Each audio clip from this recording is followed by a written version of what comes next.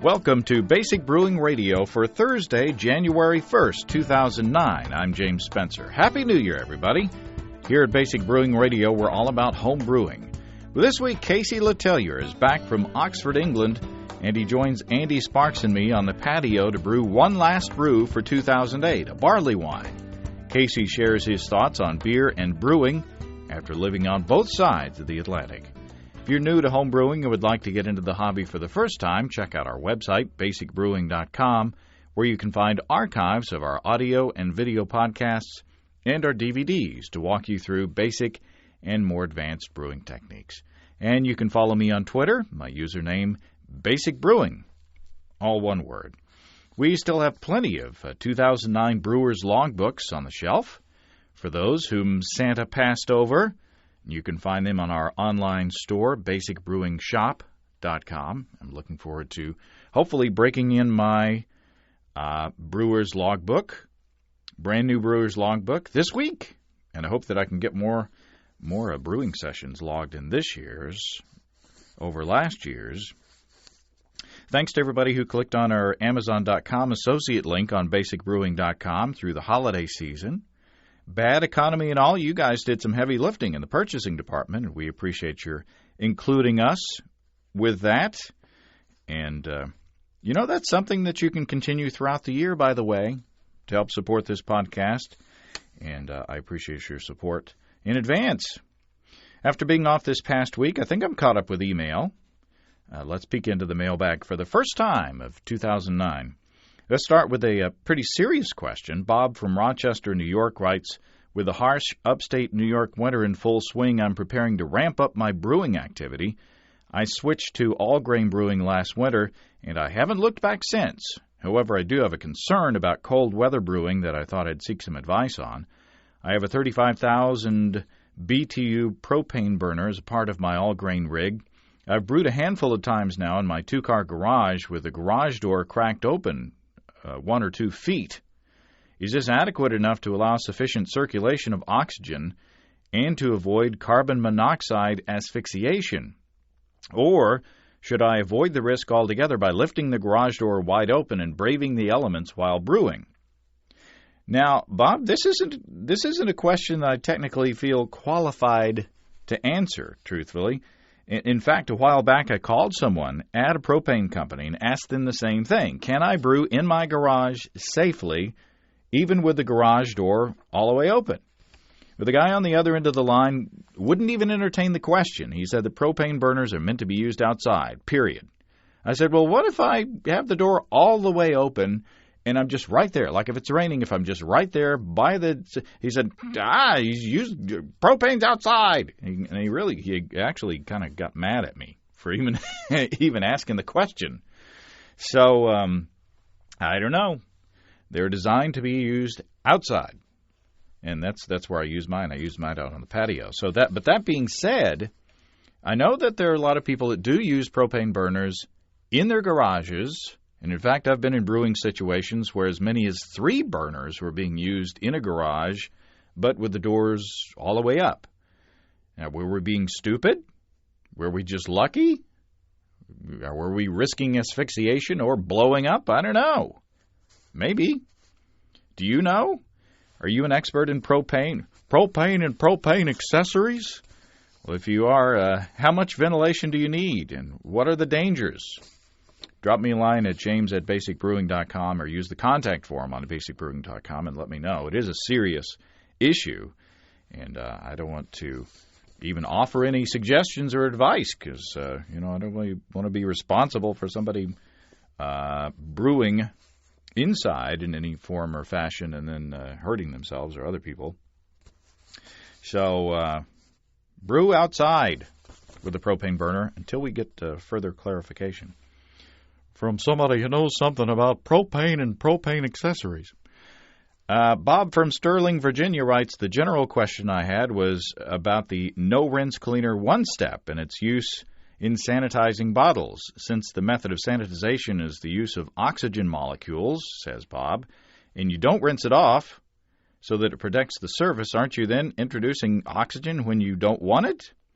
I wonder how many people out there use this type of sanitizer for their bottles and whether or not they've noticed any off flavors compared to other sanitizers. Well, Bob, second Bob, here's another one where I don't have any technical knowledge, but I feel a little more comfortable in slinging a guess out there at least. I don't know whether One Step has actual oxygen molecules in any form that would harm the beer, but I do know that when you prime your bottles, you're going to have another fermentation session, as it were, as the beer carbonates and conditions. The yeast works on that extra sugar and does another fermentation in the bottle, so I'm assuming that the yeast may take care of any spare oxygen that may be hanging around during that fermentation and conditioning. I think lots of brewers use One Step for sanitization. In fact, I know that Mr. Beer puts out, One Step as their sanitizers. I don't know how hearty an endorsement you think that is, but I think if there was a problem with One Step introducing off flavors, surely it would have surfaced by now. So anyway, if you have any thoughts on that, let me know as well. Here's something that I do know. Roger, the guy who wrote the poem that I read at the end of the past episode, is from Lafayette, Colorado. Sorry about that, Roger. Sorry that I lost where you were from. And by the time I realized I didn't know where you were from, it was too late. And I was on deadline. And anyway, sorry about that. Lafayette, Colorado. Fun poem. I got good comments on that. By the way, Roger has one more pet peeve to add to the pile. Roger says his pet peeve is when people won't try homebrew because it, quote, gives them a headache. Roger says 1980s Cano malt and 10 pounds of sugar homebrew may have caused headaches and blindness and extra limbs to grow, Roger says. But any beer I am willing to serve others is top shelf. Have no doubts about that. While on the topic of pet peeves, John writes and says, when you read my letter on the show about pet peeves, you accidentally stepped on one of mine. You announced it as John from Bangor, Maine, which is for some reason how every person not from Maine pronounces it, but if you ask any local, it should be pronounced as Bangor, exactly as it's spelled. And John says, I just want to get that out there, as it seems only Stephen King movies are able to get it right. Sorry about that, John. You have to remember, I'm from Arkansas, so you're lucky you can understand me at all. Not a reflection on the intelligence of people from Arkansas. Just we have native accents. Brian from Pensacola, Florida writes, have you or any of your listeners ever experienced error in the graduations on your fermentation pails? I use the True Brew 6.5-gallon pails as fermenters, and I recently discovered that the gallon graduations on the side of the pails isn't always correct. I have 3 of the pails and have found that 2 of the 3 have markings that are not accurate. Brian says, I wondered if anybody else has seen this problem, and I wanted to warn your other listeners that perhaps they should check the markings on their fermenters and not trust them blindly. Good point, Brian. Really, you shouldn't trust any of the measurements and markings on any of your gear without calibrating it, making sure it's correct, whether it's buckets or hydrometers or whatever. You should probably run a calibration on your equipment to make sure that what you're seeing is correct, and don't just assume that the markings are correct and trusting them. So it'd be a good excuse for you to check your buckets, the markings on your buckets, to make sure that you are measuring correctly. Okay, let's get on to the meat of the matter for this first podcast of 2009. If you're a fan of the archives, you'll remember way back in November of 2005, I was invited to a brewing session at the home of Casey from Siloam Springs, Casey Letellier. It was called A Blind Mice Brew, and if you haven't heard that show, it's worth a listen. It was a lot of fun. Well, not long after that, Casey moved to England, and we kept in touch via email, and I used a comment or two of his on the show. And when I heard that he was coming back into the area, I thought it was a perfect opportunity to get together for one last brew of 2008. I also invited Andy Sparks, owner of thehomebrewery.com, to brew along with us. Well, Casey, welcome back to Northwest Arkansas. Thank you very much. It's nice to be back. And joining us is Andy Sparks. Hey, James. It's good to be here, as always. And Casey must be living right because it's a beautiful day. It sure is. And I figure you and I aren't living right, so. Yeah, we know that. So you're back. You were in England for, what, 2 years? Almost 3 years in England, yeah. And just back about a month ago. And you've already lost your accent that we heard on the show a little while back. It depends on who you talk to. I never really thought I had much of an accent to begin with, but some people keep telling me I still have it, so. Well, we can talk about your experience in England and your take on English beer and English brewing here in a couple of minutes while we're waiting for the mash rest. But let's talk about what we're doing here today. We've decided on doing a barley wine, and when we first got into this, I thought let's do an English style barley wine, in celebration of your return from England, and then Andy came over. Sorry about that. And what was the reason that you didn't want to do an English style barley wine? Well, because I like American hops, and I know I like to drink an American style barley wine. I don't know. I think what we're kind of strategizing about is kind of a combination, a hybrid. So what we've got is I bought a 50-pound bag of Maris Otter since it came so highly recommended. It is such a great barley. I really like Maris Otter, though Optic is really good too. They feel like barley that actually has a bunch of character kind of already in it. I always feel with using US 2-row, it's really clean, it's really good flavor, but I need to layer stuff on top of it to really make an interesting beer. With Maris Otter and with Optic, I always feel like they're interesting already, and then if you want to add stuff on, you've got space to do that too. And we're going to add stuff on. We're going to start with 15 pounds of Maris Otter, and then you brought some other goodies as well. That's right. We had some rolled, some flaked rye at the store, and so I brought some of that. And then I brought some different kinds of hops that we had around, and a little Caribbean as well, crystal malt. So we're going to play around with that. So I think, what do we decide on? 15 pounds of Maris Otter, 3 pounds, a little over 3 pounds of the flaked rye, and then 1 pound. Was it 1 pound of the? 1 pound. Yeah, just 1 pound of the Caribbean. We figure there's going to be plenty of color already coming from all the Maris Otter anyway. The flaked rye we figured would kind of add some crispness and kind of a little bit of complexity to the beer. There's about 3 pounds 4 ounces, so we're going to go ahead and use what we got. It may be a little scary because there's an awful lot of flaked ingredients in this beer, but with as much Maris Otter as we're putting in, we shouldn't have a problem. And I think we're going to go with a fairly thin mash. So, yeah, I think we're shooting for a mash thickness of about 1.5 quarts per pound. I wanted to try to go to 2 quarts per pound, but I've only got a 10-gallon mash done, so. You gotta go with what you got.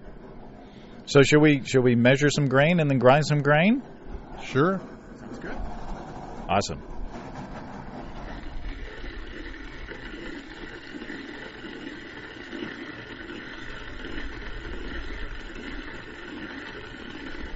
The last of the grain is going into the bucket, and I somehow managed to get out of doing most of any of the cranking. That's correct, James. Okay, you can stop now. I'll finish it off. There's a cup left. Just want to do I did pour all that water, 28 quarts of water, by myself. Wow, you're right. You've done so much, James. I'm gonna be sore tomorrow. Yeah, that hurt. You better take a rest.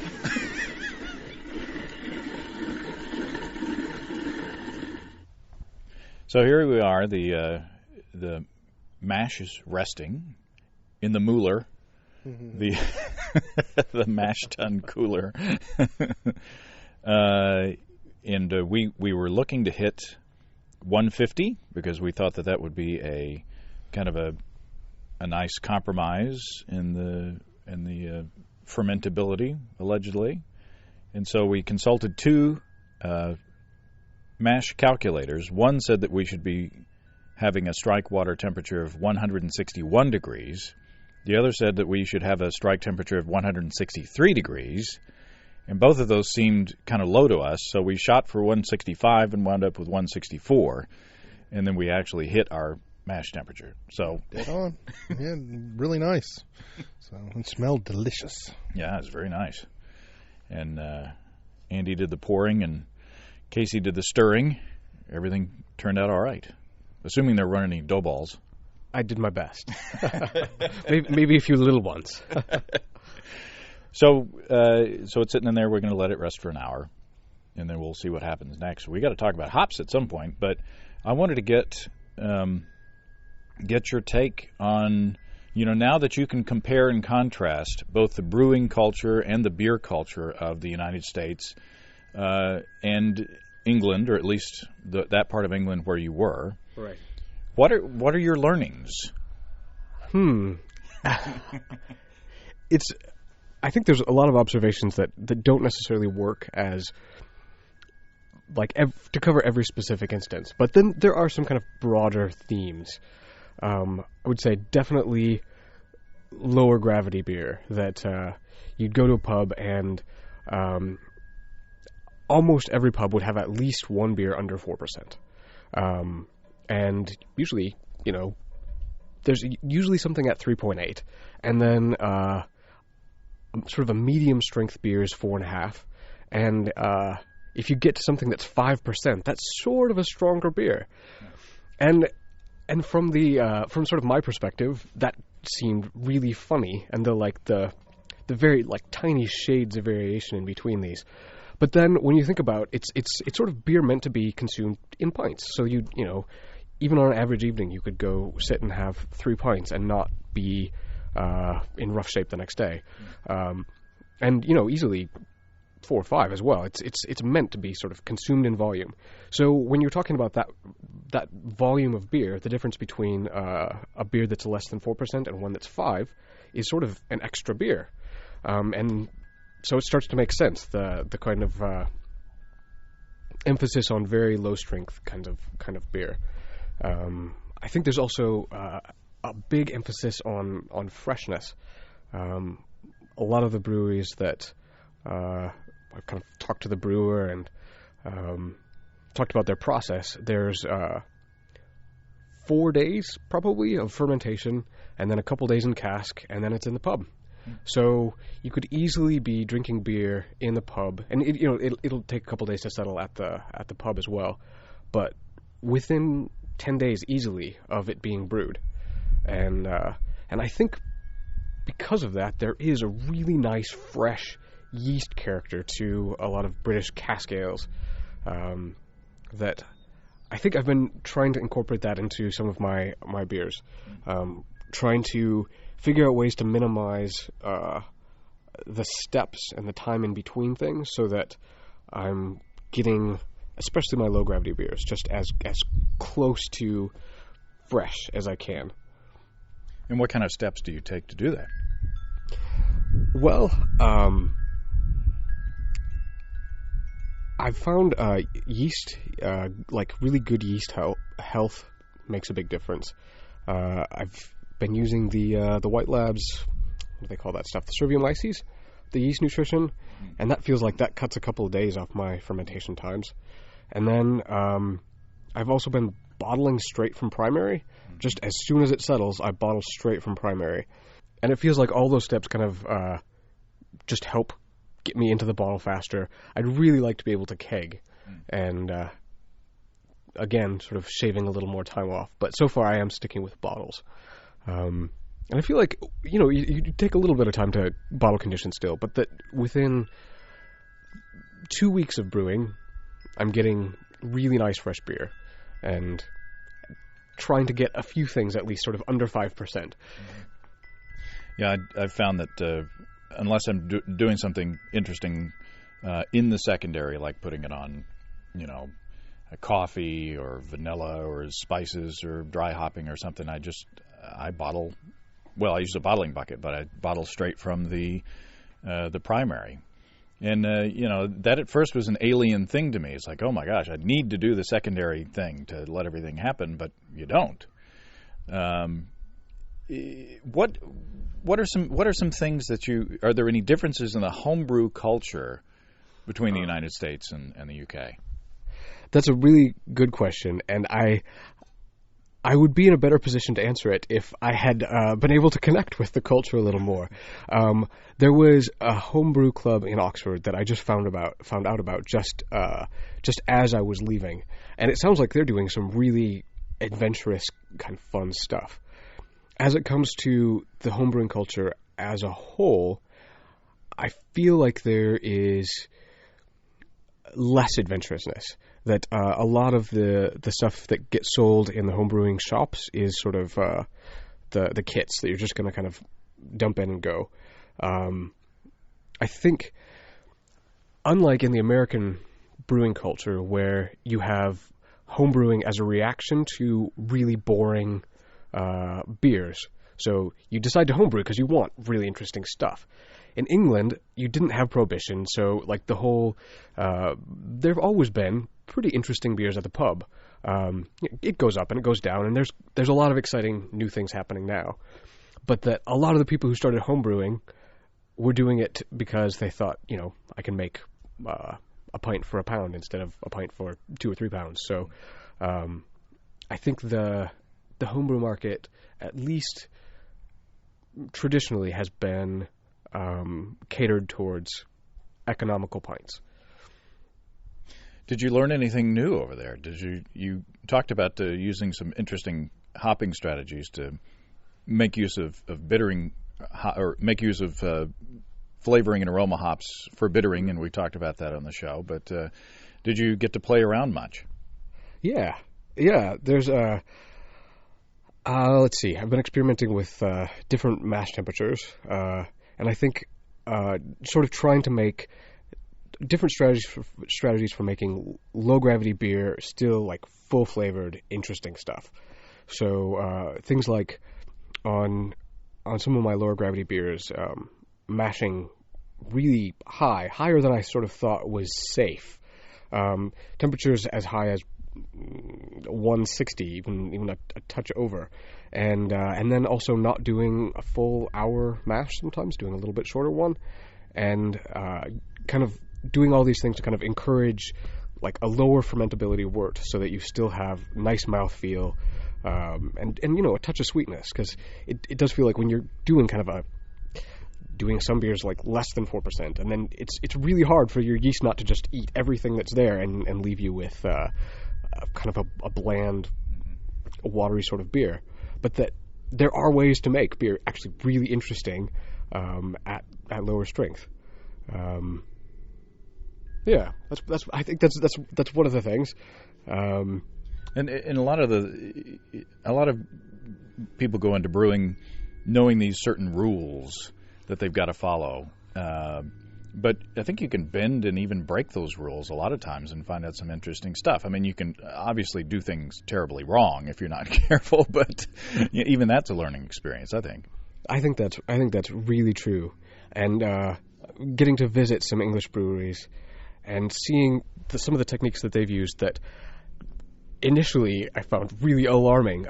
There's a brewery in just a couple cities over from where I was living that makes really great clean beers, but they mill in. They've just got one great big room, so they're milling in the same room that their open fermenters are, and that seems shocking to me. But they have an incredibly robust sort of top fermenting yeast that they've been repitching for. Let's see, the brewery's been there 10 years. They've been repitching the same strain. Only once have they had to start from a fresh culture. They thought they were maybe getting a little bit of change in the yeast character. And I just think that is amazing, that this yeast is so robust that they can do... Oh, and the fermenters are completely open. You can go stick your head in and look at the top. There's not even sort of something to keep bugs out. But they make really great, clean beer with that setup. And... I think eye-opening, and kind of just getting a sense that people make really great beer in a lot of different ways, and being open-minded, I guess, about that. Yeah, I mean, that's gone through my head as well, is that before there were laboratories, before there were microscopes, before people knew what they were doing, they were essentially repitching the same yeast for generations, not only of the yeast, but of people. And they were still, I'm assuming, making good beer with it. There are no examples around for us to taste, but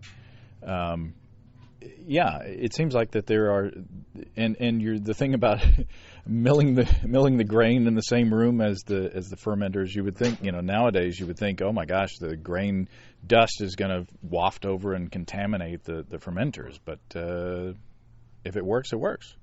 That's right. Yeah, you can't argue with success. And yeah, I mean, how do you make a sour beer? You take a mash and you put grain, in it because the bugs are in there. So, yeah, it's a paradox. Yeah, I'm wondering if part of it comes from the idea that these beers are going to be drank fresh and they're not going to have a lot of time to sit around and spoil. I do think that is part of it. There's another brewery in the sort of the Oxford area that actually the brewery is called Hook Norton, and it's a beautiful old Victorian tower brewery.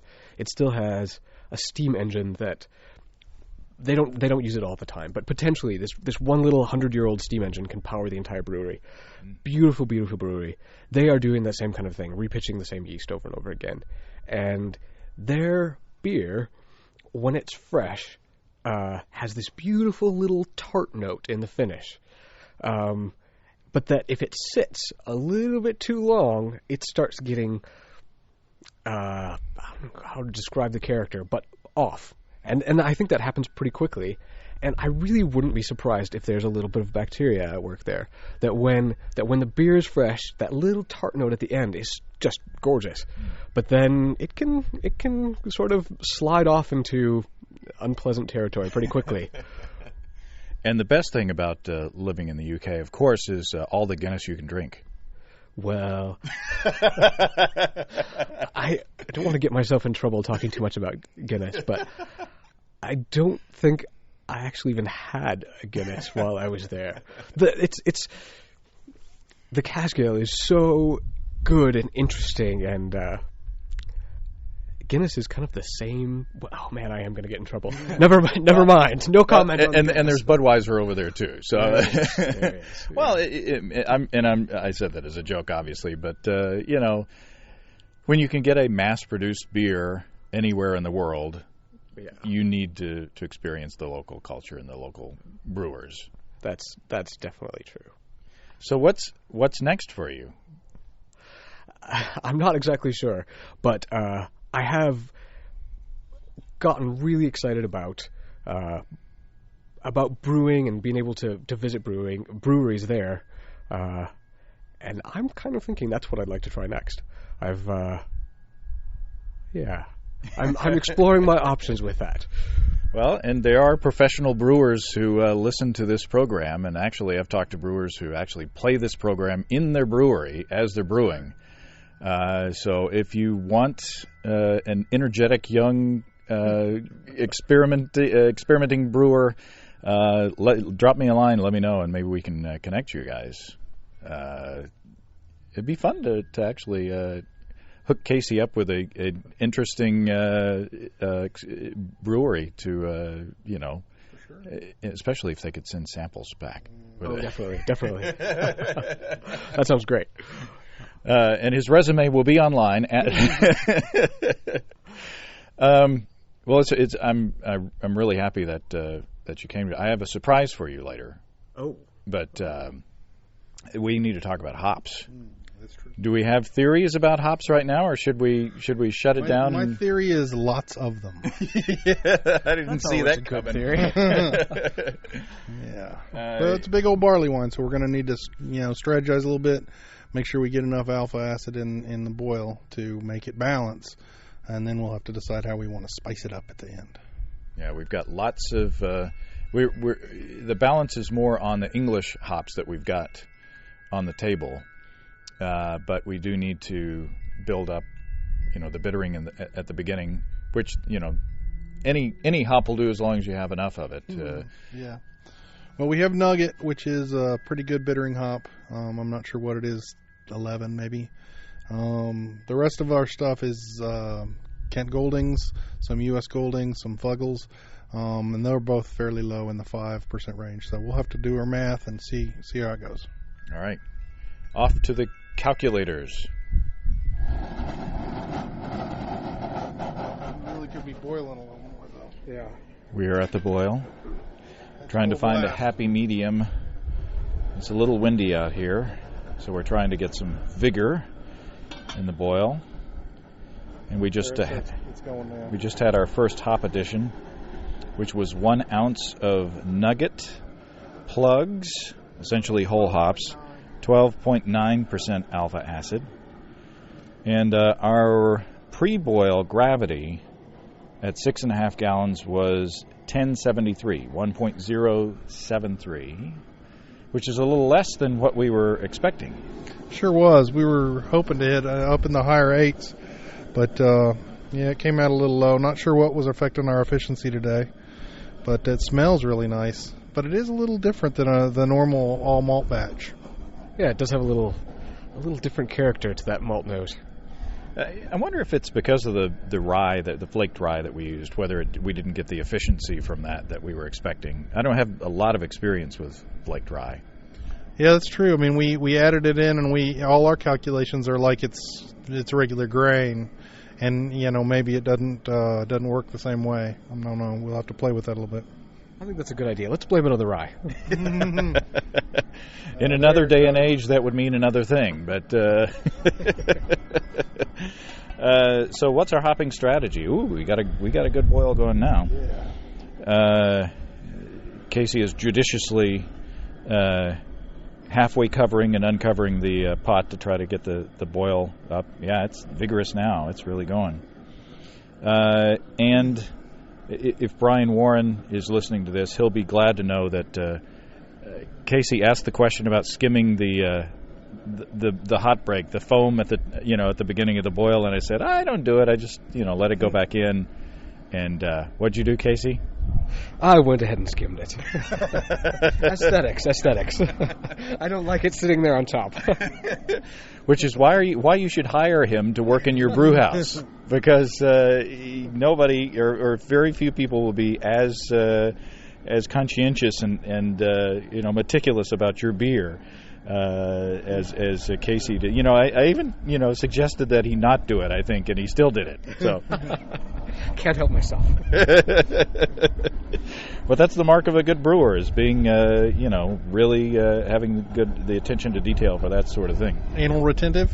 I was trying not to say that. So so we got the 1 ounce of the Nugget for the bittering. Those will go for 60 minutes. Right. What is our strategy for the rest of the beer? We're going to come up with one, actually. We were thinking about doing a mix of some kind of American West Coast style, some Autumn hops that we have, and then we have some U.S. Goldings, which have a nice kind of surprisingly a little bit of a citrus note to them, plus a little bit of the richness or earthiness of the original English style hops. So that's what we're thinking now, near the end, and try to bring up the hoppy aroma on this beer. It's not going to be super bitter. It's kind of hitting in the middle of the road, probably going to hit in the high 40s as far as IBUs. So, depending on whose scale that you use. Right. Yeah, it would be. I mean, I think it sounds like a happy medium between an American super hoppy, super bitter barley wine and the understated malty, kind of old Anchor, old Foghorn kind of barley wine. Yeah, I think partly with doing the rye this time, I think it'd be interesting to be able to actually taste the rye. So not going so over the top on the hops that the malt character doesn't show through a little bit as well. That's a good point. And so far it's been uneventful. That's good. Yeah. That's a good thing when you're brewing. It's a beautiful day. It's warmed up to where, we've got our coats off now and the sun's shining. And, the wind chimes are in the background. We're sampling beers.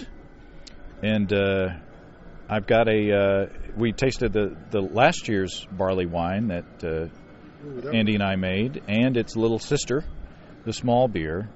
And what are your impressions from that, Andy? Well, they both changed quite a bit over the year. The barley wine, it was a little cold when we were drinking it, but has kind of mellowed out a little bit. It still pours like you're pouring it out of an oil can. It certainly doesn't taste like motor oil. It's delicious. It's really kind of come around, and it's always been a really yummy beer, but it seems like it's really kind of now kind of in its peak. And then the baby beer, definitely smaller, a lot more carbonated. I think we added a bunch of honey to that one, or a couple pounds. 2 pounds of dark watermelon honey. Okay, so that kind of accounts for its kind of fizzy and lighter body. So, Yeah. So, Casey, what did you think of the big beer, little beer from the Party Guile? Did they seem like they were in the same family? They actually seem remarkably different. I really liked that big beer. That was really nice. It handled its strength so nicely. It's 11.5%, and it just did not feel aggressive. It felt good, full flavor, but not that sort of fusel, hot kind of taste. That was a really pretty beer, and still, even after a year, a lot of hops, kind of all blended together really well. The smaller beer, maybe a little on the dry side, but still a nice, pleasant little beer. Well, excellent. We've got our boil going, and we're going to think about what hops we're going to put in next, and we will be back. interesting. Okay, we're trying a beer. It's a mystery beer. No. It's a mystery beer. We have to get our impressions of this beer. And we're going to record them so that we can't later say, I didn't say that. I love that beer. I think it smells really fruity, a little bubble gum. James, you said sort of a port fortified character, and I definitely get that. And sort of a resiny bitterness to it. There's kind of a sherry kind of a thing. Yeah, and that sometimes comes from oxidation. So, how old is this beer old? Well, this beer was born in November of 2005 in Casey's living room. Oh, it's that beer. This is the Blind Mice beer. Wow. That's amazing. It's held up all right. Yeah, and I've got like 3 more down in the basement. It's actually not bad. It reminds me a little bit of a Belgian. I was wondering if this wasn't one of your old Belgian brunettes or something like that, because it's got that kind of a brownish color, and it has a little bit of that fruitiness that I attribute to Belgian beers. So it's definitely aging, but yeah, still pretty pleasant. Yeah, I kind of liked this beer better aged. You know, I thought we threw so many hops in there in the beginning that it was just very, very hoppy in almost kind of a resinous way. And I liked it better after it had been sitting in the basement for a while. So I don't know. I thought you'd enjoy this. Yes, this was a fun choice. Nice one. It's a relic from the past. And my wife Susan's coming up. Let's see what she thinks. I doubt she'll like it.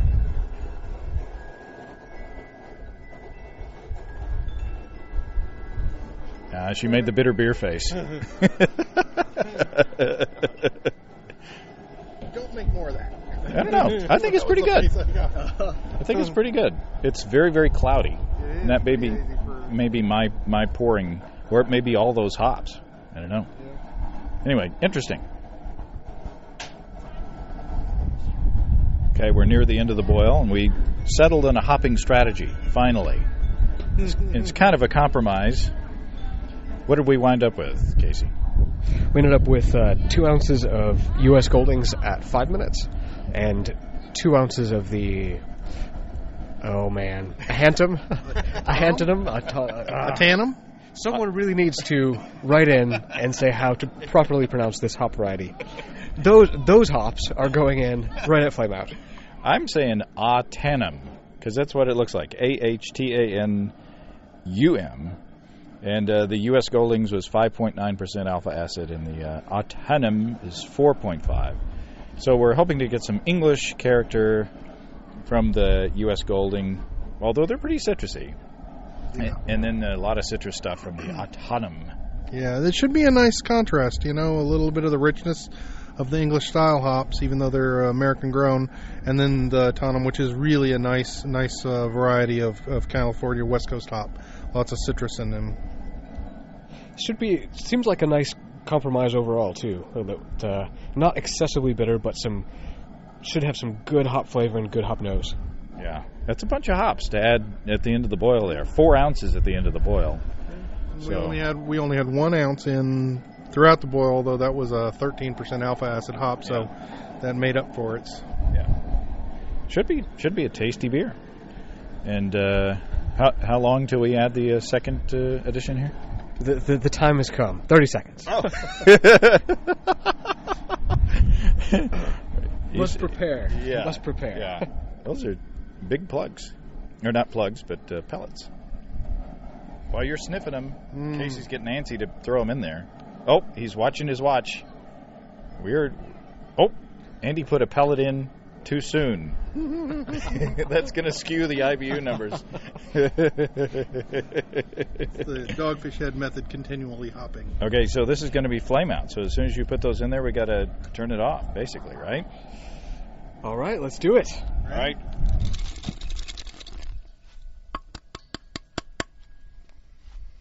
That is awesome natural sound. Yeah, it smells delicious. Now, do we stir those? Yeah, You got to stir them in there. Yeah, get them down in there. Stir it. Oh, come now.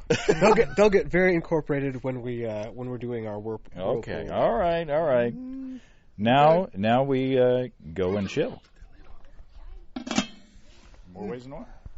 So this is the calm after the storm, the brewing storm here on the patio. Everything's quiet, starting to get chilly. The beer's in the fermenter in the basement. And it smelled really good. Yeah, lots of hops. It did smell good. And what did we wind up with? A gravity of around 1080? 1081 probably. Not what we were shooting for, but not like that's never happened before. So, but it should still be a really nice big beer, and it should be really tasty.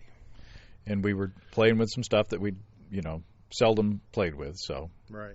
It's to be expected that some things don't happen as you expect. But that's all a part of brewing. It's not what you do when things all go right, but it's what you do when things go different from what you expect, and then still make a really good beer.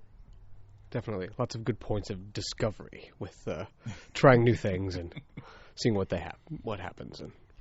And we along with a bunch of homebrew that I had, we had a really excellent porter from Casey. Oh. Thank you very much for bringing that. It's all the way from England. Yes, brewed in Oxford and flown over somewhere along the way. Yeah. It was very nice. Tell us about that beer, because it was lots of chocolate notes, very substantial mouthfeel, a little bigger porter than you're used to making. Yeah, kind of the standard version of that is about 5%, and meant to be a little stronger than sort of a usual English session beer, but still in that ballpark. And this was sort of a slightly stepped up version of that. So this was 7.5%, a little bit stronger. Still not strong by sort of American imperial stout sort of standards, but a little bit more warming quality to it. It was very nice. What did you do to get the chocolatey flavors and that substantial mouthfeel? Well, it has a lot of different dark malt. It has chocolate malt and a little bit of black patent. It also has a French malt that I really like called Kiln Coffee. I actually couldn't find that in the UK at all. I had to import it from the US, which is quite a roundabout way of getting a French malt to England, but it was worth it. A really nice malt. And this one had some flaked barley in it and a pretty high mash temperature to kind of get a little bit more of that kind of smooth, full mouthfeel. It was very, very nice. Yeah, it was good. Very nice. And we had to do a little bit of acrobatics at the end of our brew day. As usually happens when I use whole hops, there was a whole lot of wort left over in the bottom of the brew kettle. So we sanitized a strainer and a funnel and kind of squoze some of the wort out of the out of the little hop sponges. But we wound up with a little over 5 gallons, I think, wasn't it? Yeah, it was 5 and 5.25 gallons, I think. And yeah, I mean that's the problem with using whole hops or hop plugs, which basically turn into whole hops, is they soak up a lot of wort. And unless you have a brew pot with a drain so you can drain out from under the hops, you're going to have some issues with, at least for me, leaving that much juice in the bottom of my brew pot. It is pretty stressful, especially when you're not hitting your target. We were shooting for 5.5 gallons, and we were at about 4.5, and we had all that stuff in the bottom of the brew pot, and you just can't leave it there. So we did what we had to do to get it in the fermenter. Well, it'll be a good beer, just like last year's end of the year barley wine was as well. Yeah, we mucked around with that one too. Mucked being the operative word. I don't know if you'd use the same word off mic, but right. Yeah, right. It rhymes with mucked. But this has been a fun day. Other than that little hitch of getting the wort out of the hops at the very end, I think it was very uneventful and collaborative and just a whole lot of fun. Yeah, I had a great time, James. Thanks for having me over. Well, thanks for coming, and thanks, Casey, for coming over to my house. And it's your turn now. All right, it's been great. Thank you very much. Thanks, Casey. Thanks, Andy. Well, that was a lot of fun. And if I had a commercial brewery, I think I'd hire Casey and Andy for that matter. So if you want to get in touch with Casey for employment purposes, please let me know. That would be extra cool. And remember, everybody, we've got our Brewers logbooks still. Get ready for 2009. Can't log your 2009 brews without a logbook. You can find that and our new Basic Winemaking Introduction to Wine Kits DVD on our online store. If you have brewing questions, show suggestions, or just want to say howdy, write to james@basicbrewing.com or just fill out the contact form on basicbrewing.com. And please don't forget to tell us where you're from. You can check out our low-tech lagering and decoction mashing DVD on basicbrewingshop.com, where you can see Steve do a single-step decoction mash and follow me through a lager fermentation in the middle of summer, where I don't use a dedicated chest freezer. There are also our original DVDs in Basic Brewing Introduction to Extract Home Brewing. We walk you through the extract brewing process step by step from boiling to bottling. And in Basic Brewing Stepping into All Grain, we take you through the all grain process from milling your grain to collecting your wort. We've got combo deals on the site to save you a few bucks. And you can also see a listing of the fine folks across the country who sell our DVDs on basicbrewing.com. And please support your local home brewing shop. And if there isn't a vendor in your area, you can order it from us online in our online shop at basicbrewingshop.com. We got our shirts of different colors. And as I said in the beginning, thanks to everybody who's continued to click on our Amazon.com link. We appreciate the support there. Our featured products this week that were purchased through the link are Fred Cool Shooters Shot Glass Mold. It's an actual mold that you can make shot glasses out of ice. Could be a messy proposition, but, if you're in the pool or something, that could be fun. And Cotton Zero Twist Terry Robe Ecru Extra Large. Sounds comfy. Thanks again, everybody. Remember, I can't tell who bought what, so no worries. Just click on the Amazon.com logo on our site the next time you feel like Amazon shopping, and we appreciate your support. That's all until next week. Until then, thanks for listening. I'm James Spencer, production help for Basic Brewing Radio, and our website is provided by our buddy Kelly Dodson down in Austin. Basic Brewing Radio is a production of active voicing. We'll talk to you next time, everybody. So long.